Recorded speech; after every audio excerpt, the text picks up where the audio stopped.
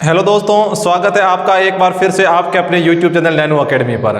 तो दोस्तों आज हम चर्चा करेंगे, वैसे तो आपको पता है कि हम लगातार किसके बारे में चर्चा कर रहे हैं, शिक्षण अभिरुचि के बारे में। शिक्षण अभिरुचि के हमने लगभग 4-5 टॉपिक कर लिए हैं और अभी आपके जो BSTC या फिर PTT है उसमें 1-2 टॉपिक और बचे हैं, जिसमें आज हम पढ़ेंगे सजगता या अवेयरनेस जिसे अंग्रेजी में बोलते हैं, और फिर अपना एक टॉपिक बचेगा, वो बचेगा सामाजिक परिपक्वता के बारे में। तो आज हम जो चर्चा करेंगे वो सजगता या फिर जिसे जागरूकता कहते हैं हिंदी में, और अंग्रेजी में उसे कहते हैं अवेयरनेस, इसके बारे में चर्चा करने जा रहे हैं। तो टॉपिक, अपना जो टॉपिक रहेगा वो रहेगा सजगता या जिसे हिंदी में जागरूकता भी बोलते हैं, जागरूकता, और अंग्रेजी में जिसे बोलते हैं अवेयरनेस।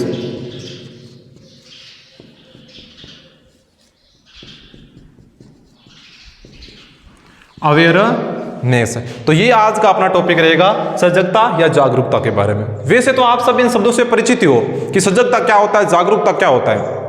जागरूकता मतलब किसी भी चीज की जानकारी, कोई भी हमें लूट ना सके। अगर जैसे कि हम किसी दुकान पर जाते हैं तो दुकान पर अगर कोई चीज खरीदे तो उस चीज के मूल्य के बारे में, उस चीज की क्वालिटी के बारे में हमें जानकारी है कि वो चीज कितने पैसों में आती है, कितने रुपयों में आती है, और उस चीज की क्वालिटी कैसी है। मतलब अगर हमें उस वस्तु के बारे में पूरी जानकारी है तो हम उस वस्तु के बारे में सजग हैं, क्या है, जागरूक है। तो आज अपना टॉपिक रहेगा वो रहेगा सजगता और जागरूकता, और अपन जो चर्चा करेंगे वो सिर्फ अपने ही अध्यापक के ऊपर ही करेंगे कि एक अध्यापक को किस प्रकार सजग या फिर जागरूक होना चाहिए। तो सजगता और जागरूकता, अध्यापक को हमेशा अपना जो भी दैनिक जीवन है, आसपास का पर्यावरण है, आसपास की परिस्थितियां हैं, नई ज्ञान, नई जो भी खोज हो रही है उनके बारे में, मतलब आसपास की जितनी भी घटनाएं हैं उन सब के बारे में एक अध्यापक को ज्ञान होना चाहिए। किस किस के बारे में, नई नई जो खोजें हैं, नई खोज, नए आविष्कार,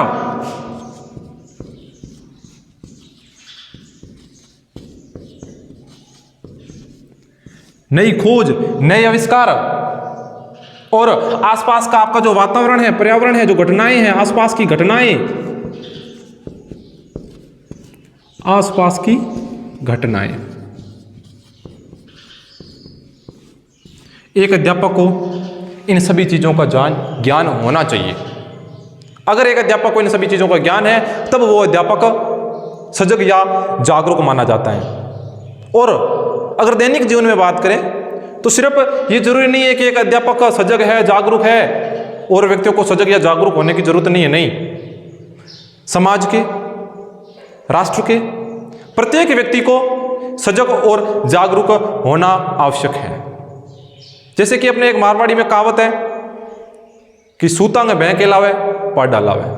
अब ये ऐसी छोटी मोटी कहावत नहीं है, इसका अगर अर्थ निकाले तो इसका बहुत गहरा अर्थ है कि अगर कोई व्यक्ति आलसी है,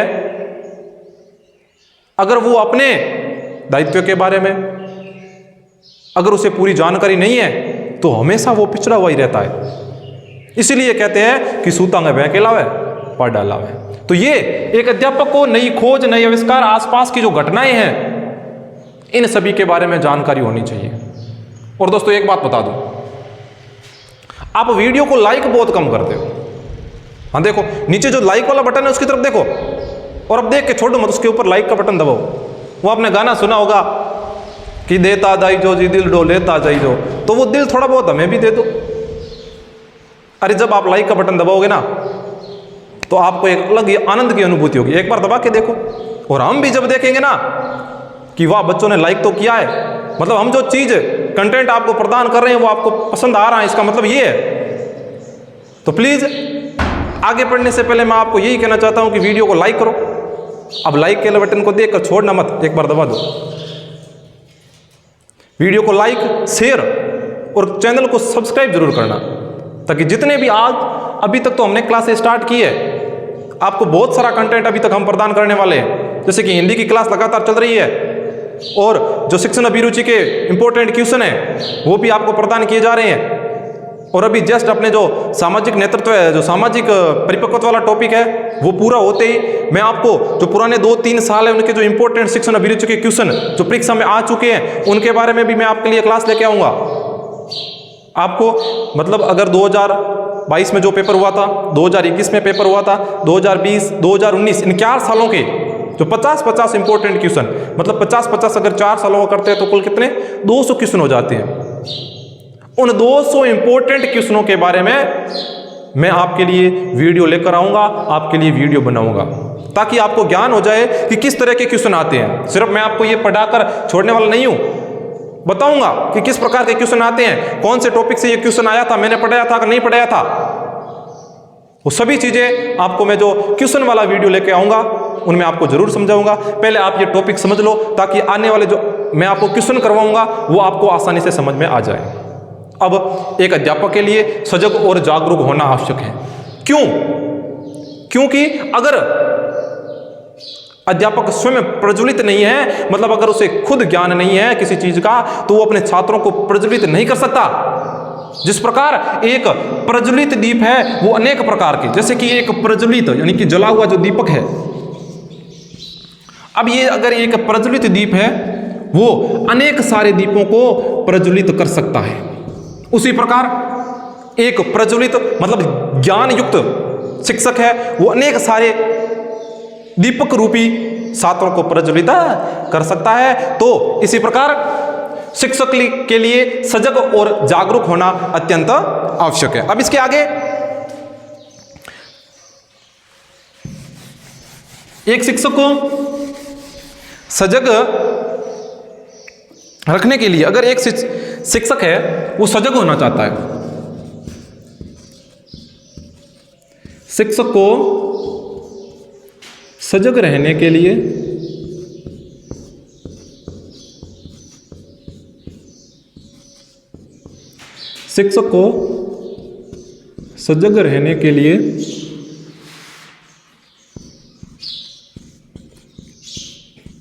किन किन बातों का ध्यान रखना चाहिए। अब आप शिक्षक बनने वाले हैं, आप शिक्षक भर्ती की तरफ अग्रसर हो, तो आपको सजग रहने के लिए किन किन बातों का ध्यान रखना चाहिए। तो सबसे पहली जो इंपॉर्टेंट चीज आती है वो यही आती है कि आपको नित्य प्रत्येक दिन समाचार पत्र है वो अवश्य पढ़ना चाहिए। पहली बात ये है, समाचार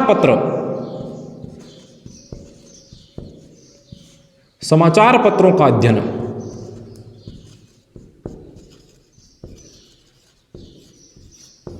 समाचार पत्रों का अध्ययन।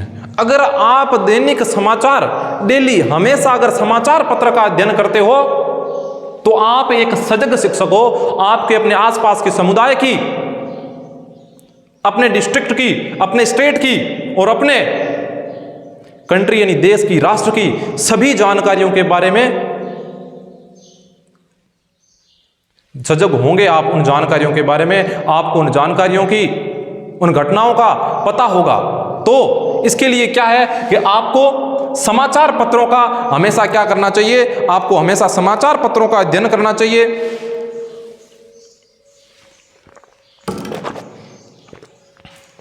आपको विभिन्न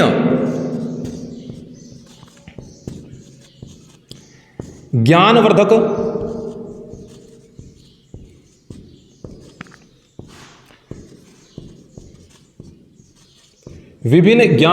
पुस्तकों का अध्ययन करना चाहिए। विभिन्न प्रकार की पुस्तकें हैं, ज्ञानवर्धक बहुत सारी पुस्तकें हैं जो आपके ज्ञान को बढ़ाए, ऐसी पुस्तकों का आपको निरंतर अध्ययन करना चाहिए। फिर तीसरा, सामाजिक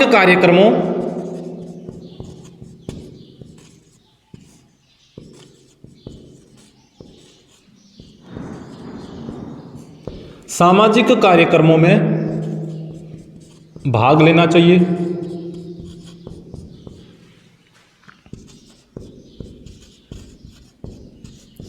जो समाज में निरंतर विभिन्न प्रकार के समाज के कार्यक्रम होते हैं उनमें आपको भाग लेना चाहिए। ऐसे नहीं है कि स्कूल का टाइम पूरा हुआ घर जाकर सो गए, बस इतना ही है कि सरकार अपन डेली महीने की 1 तारीख की तनख्वाह जरूर दे दे। तो ऐसा नहीं है कि आप सिर्फ 6 घंटे स्कूल में आए बाकी मौज मस्ती करें, नहीं, आपको सामाजिक कार्यक्रमों में भाग लेना चाहिए ताकि समाज में होने वाली घटनाओं के बारे में आपको जानकारी प्राप्त हो, समाज के रीति रिवाज,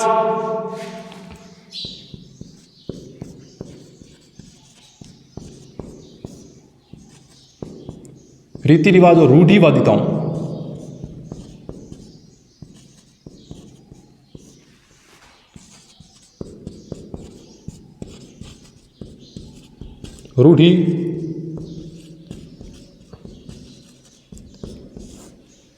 रूढ़िवादिताओं का ज्ञान।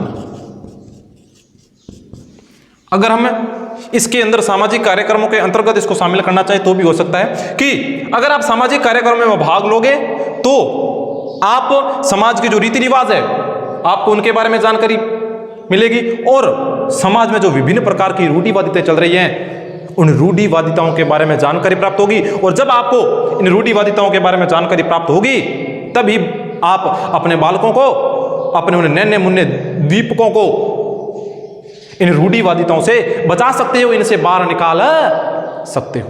तो ये देखो, समाचार पत्रों का अध्ययन करना चाहिए, विभिन्न ज्ञानवर्धक पुस्तकों का अध्ययन करना चाहिए, सामाजिक कार्यक्रमों में आपको भाग लेना चाहिए, समाज के रीति रिवाज और रूढ़िवादिताओं का आपको ज्ञान होना चाहिए, विभिन्न प्रकार के जो सम्मेलन होते हैं, शैक्षिक सम्मेलन, उनमें आपको भाग लेना चाहिए।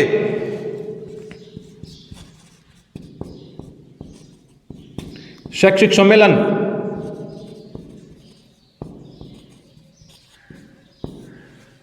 और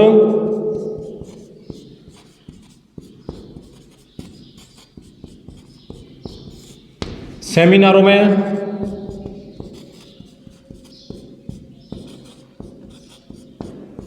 भाग लेना चाहिए। अब आप अगर विभिन्न प्रकार के शैक्षिक सम्मेलन है और विभिन्न प्रकार के जो सेमिनार हैं उनमें भाग लोगे तो आपको जो सम्मेलन है, जो सेमिनार है, उनमें आपको कई तरह की नई चीजें, नई तरह की विधियां, हमने आपको पिछली जो अपनी क्लास थी उसमें मैंने आपको बताया था कि जो सेमिनार होते हैं उनमें भाग लेने से विभिन्न प्रकार के अपनों को नई नई विधियों का ज्ञान होता है। अब अपन बालकों को, अगर एक शिक्षक है वो एक रटाकर पढ़ाता है बालकों को और एक समझाकर पढ़ाता है, तो उन दोनों में फर्क है। पढ़ाता वो भी है, पढ़ाता दूसरा वाला भी है। एक जो समझाकर पढ़ाता है, एक रटाकर पढ़ाता है। पढ़ा तो दोनों भी रहे हैं, लेकिन उन दोनों की जो शिक्षण विधि है या उनको जो पढ़ाने का तरीका, शिक्षण विधि क्या है, पढ़ाने का तरीका है शिक्षण विधि। उन दोनों की अगर शिक्षण विधि में अंतर है, एक तो रटा रहा है, एक पढ़ा रहा है, तो जो पढ़ा रहा है रटाकर उसको बालक कम ग्रहण करेंगे और जो एक समझा कर पढ़ा रहा है उसकी शिक्षण विधि अच्छी है तो उसको बालक ग्रहण करेंगे। अब उसने शिक्षण विधि कहाँ से ग्रहण की, वो शिक्षण विधि के प्रति सजग कहाँ से हुआ, जब उसने विभिन्न प्रकार के शैक्षिक सम्मेलन और सेमिनारों में भाग लिया। तो बिल्कुल मैंने आपको बताया था कि अपना ये छोटा सा टॉपिक है सजगता, जागरूकता। प्रत्येक व्यक्ति को समुदाय के जो जागरूक रहना चाहिए और सबसे अति आवश्यक जो अपने चर्चा की वो चर्चा की शिक्षक के बारे में कि शिक्षक को तो सजग रहना अत्यंत ही आवश्यक है। तो ये आज का अपना छोटा सा टॉपिक था सजगता के बारे में। आप वीडियो को लाइक, शेयर और सब्सक्राइब जरूर करें। आज के लिए बस इतना ही और अगली क्लास में हम फिर पढ़ेंगे अपने सामाजिक परिपक्वता के बारे में। धन्यवाद।